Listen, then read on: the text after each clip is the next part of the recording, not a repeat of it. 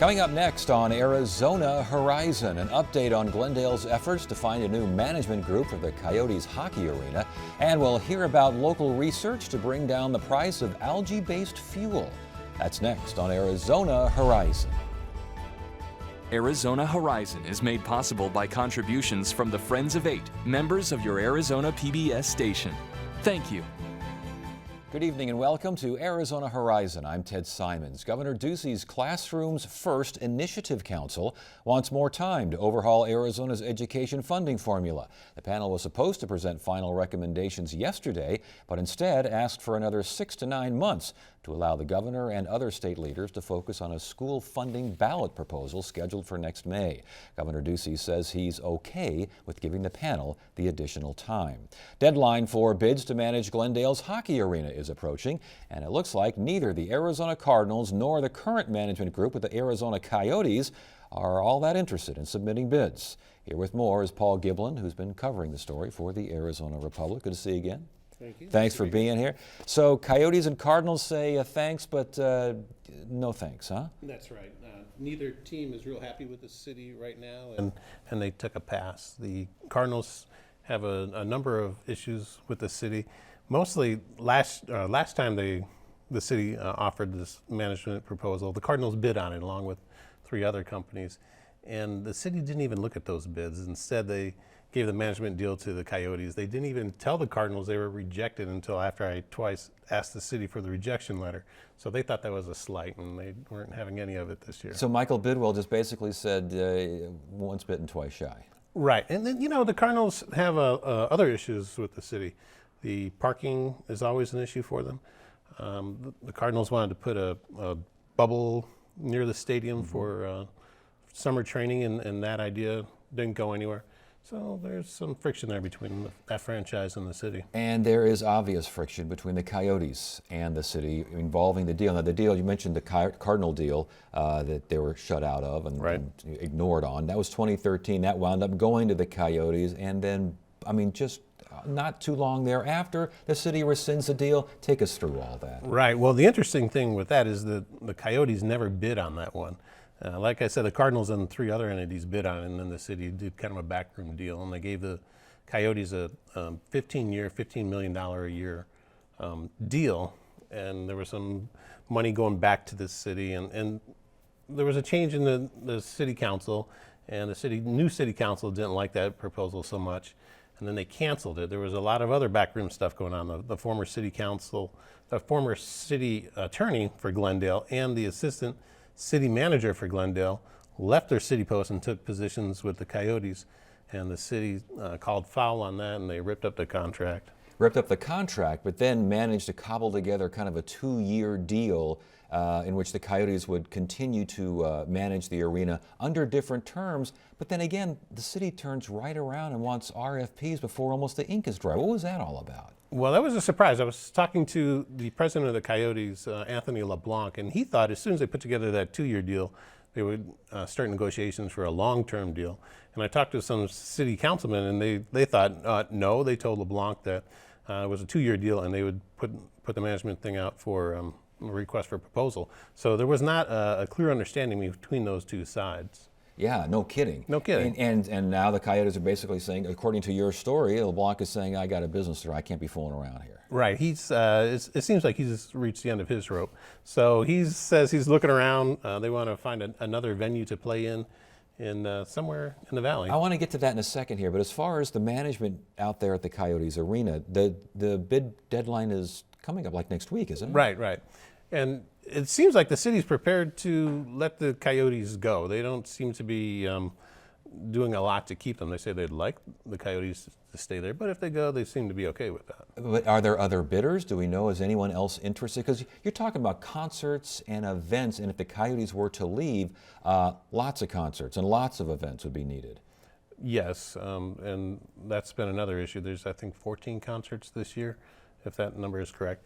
And so there hasn't been as many as they would want. And so now if you lose the Coyotes hockey dates, theoretically that opens up the calendar for more concerts and other events, but that's been kind of slow. So do we know if there are any other bidders? Anyone else interested? No one has submitted a bid yet, but that's not unusual. Usually those will come in on the last day. Yeah. I talked to some city people and they said that some groups have toured the facility. They want to see what it's all about. So their expectation is that people will bid on it, but nothing yet. All right, you mentioned the fact that the Coyotes really aren't even sure if they're going to be playing there in the long term.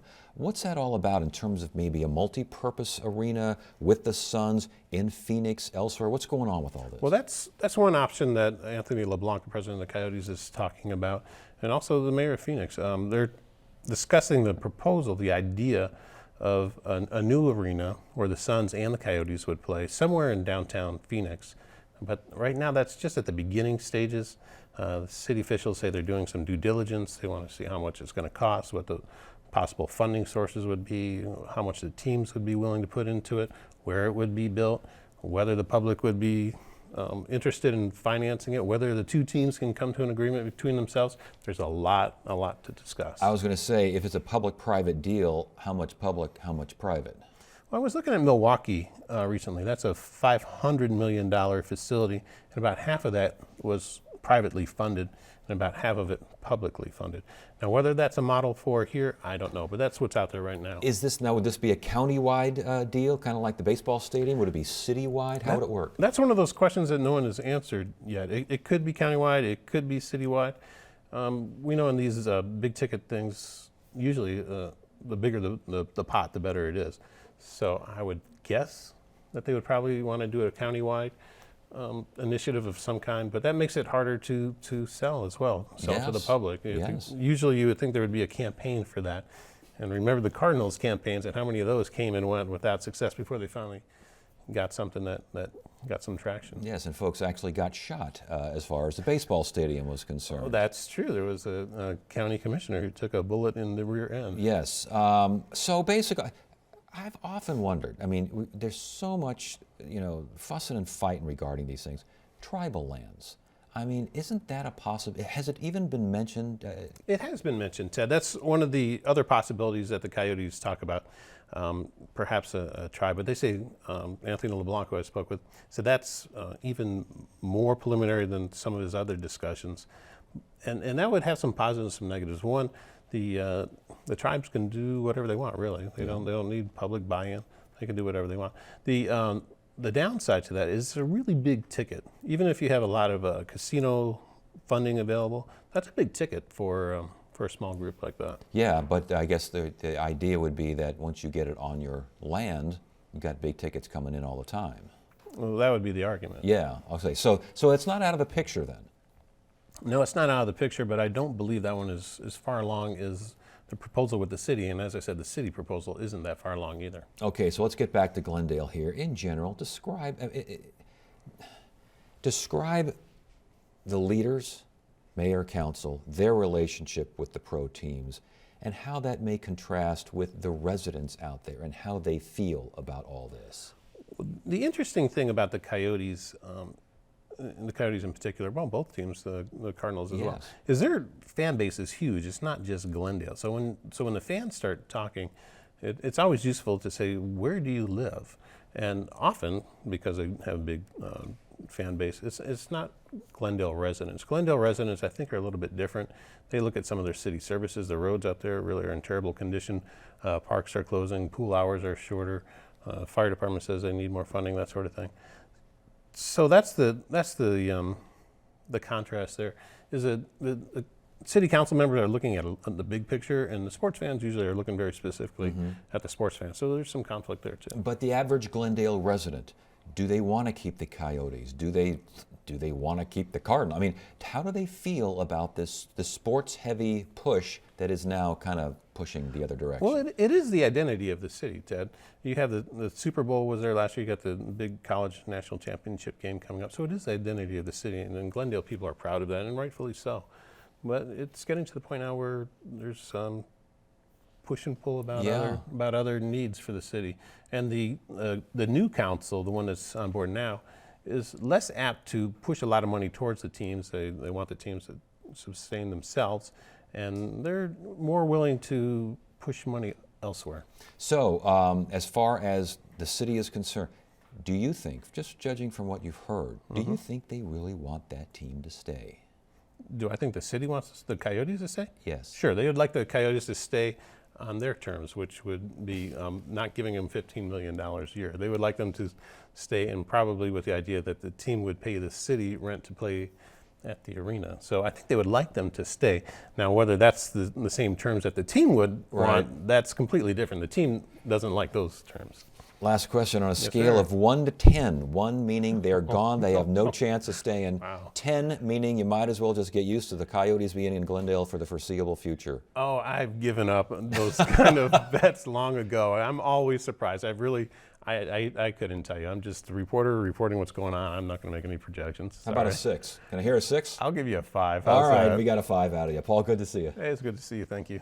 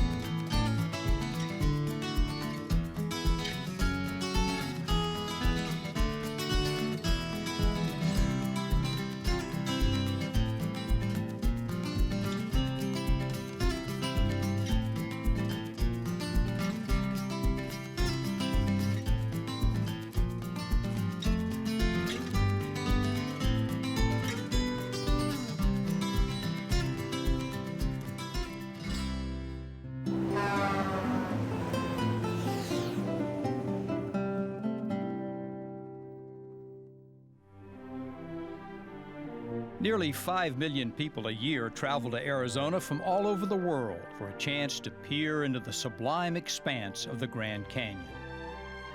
It's hard to imagine that any of them noticed the giant Navajo sandstone slab jutting from the earth just outside the park's eastern entrance at milepost 268 on Highway 64.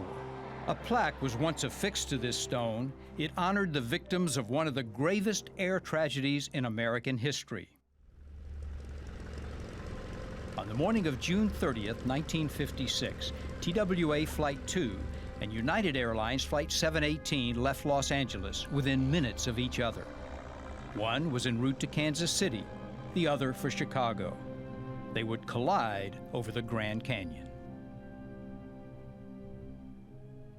Both airlines and the government would recover, identify, and return home as many of the victims as the rugged wilderness would yield. 67 of the TWA victims, 63 unidentified, are buried in the Citizen Cemetery in Flagstaff. Services were performed by Roman Catholic, Protestant, Jewish, and Mormon clergymen. 29 unidentified victims from the United flight were interred below a memorial in the Grand Canyon Cemetery on the South Rim. Public outcry from the accident resulted in the creation of the Federal Aviation Agency and a modernization of the country's air traffic control system. Nobody knows what happened to the plaque that once paid tribute to the victims of Flight 2 and 718, but their deaths are honored by the safe arrival of the many tourists that fly to the Grand Canyon each and every day.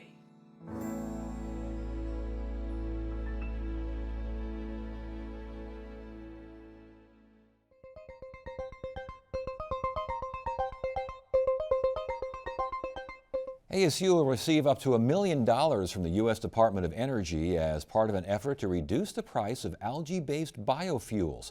We recently talked about the project with Bruce Rittman, an ASU Regents Professor of Environmental Engineering. Thank you so much for joining us on Arizona Horizon. Right, my pleasure. $1 million grant for algae-based research. What are we talking about here?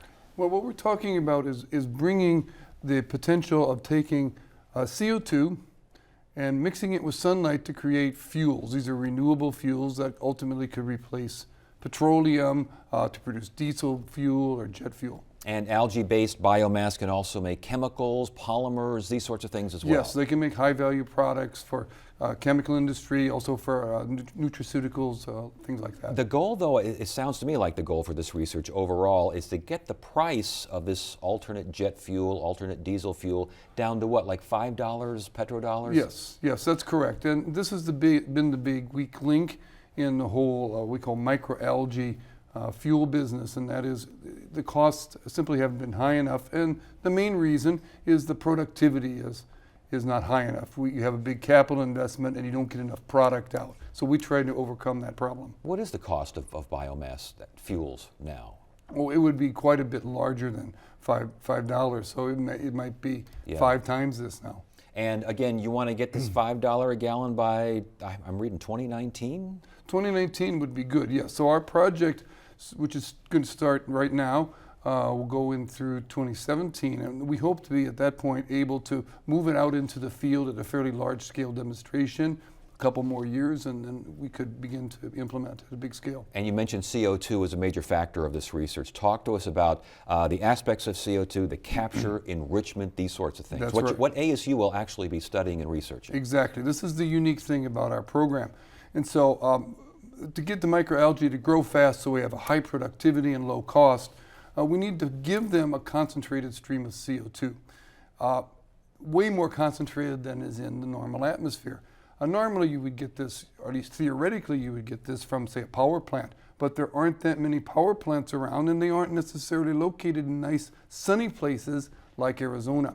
So what we want to do is sort of democratize microalgae production by allowing us to capture CO2 from anywhere from the air, concentrate it 100-fold or more, and then feed that concentrated CO2 to the microalgae very efficiently so they'll grow very fast, we'll have a high productivity, lower the cost. So algae grows in a certain way with the sun, outdoors, nature. You want to amp up nature. That's a little right. bit We want to here. go much faster than in nature, or you can by just bubbling air through. In terms of capturing CO2 in a better fashion, what's involved here? What are you looking at? Yes, so we have a resin material. Think of it like kind of a porous sponge. And when this sponge is dry and you pass air through it, it very strongly attracts the CO2 molecules in the air, and they bind to the sponge. Then, after it's collected enough, we then moisten it, and it changes the chemistry, and the CO2 comes off. And we then collect the CO2 in a very smaller volume of air, so we have concentrated by 100-fold or more. So, and I was going to say, the enrichment program, then you take what you've captured, and just because you have more in a smaller area, is that the enrichment, basically? Basically, that's it. You have the same CO2, but in a much smaller volume. What about delivering the CO2 at Yes. higher efficiency? What's that all about? Yes, so that's a very important part too, particularly since we're going to make an investment to capture and enrich. So what we do is we use what's known as membrane carbonation. Membrane is just a very tiny straw, and we put many of these tiny straws into our reactor with the microalgae, and the CO2 diffuses through the wall of the fiber and is delivered without any bubbles.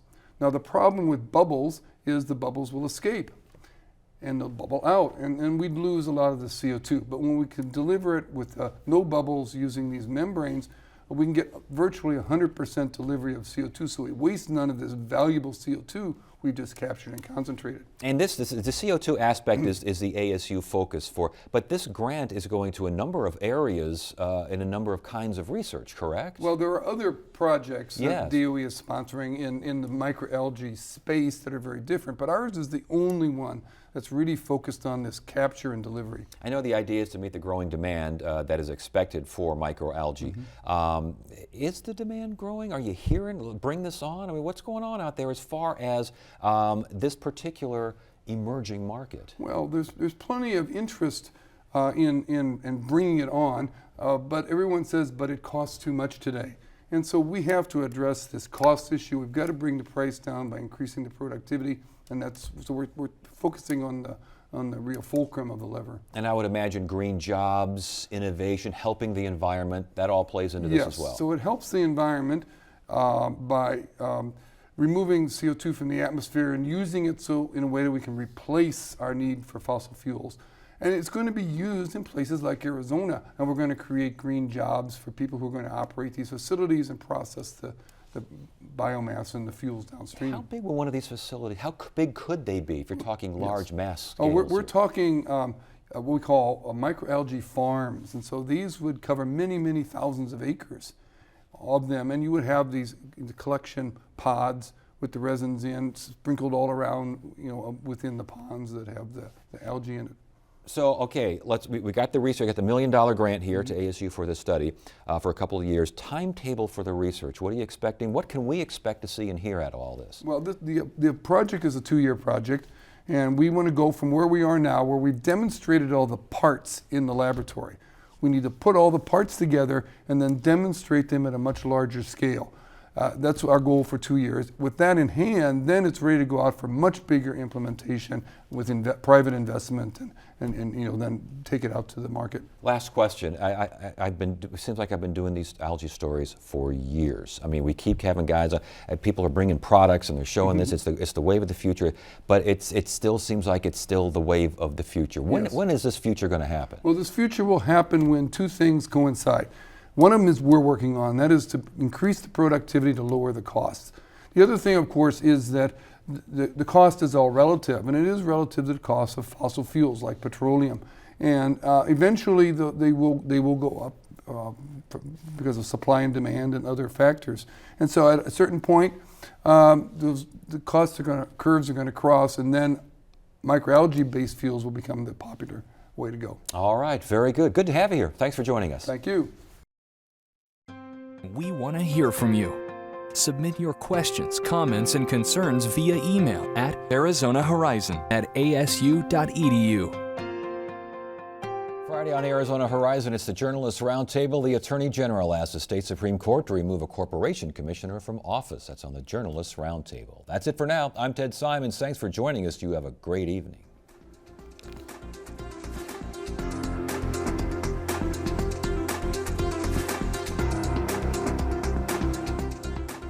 Arizona Horizon is made possible by contributions from the Friends of 8, members of your Arizona PBS station. Thank you.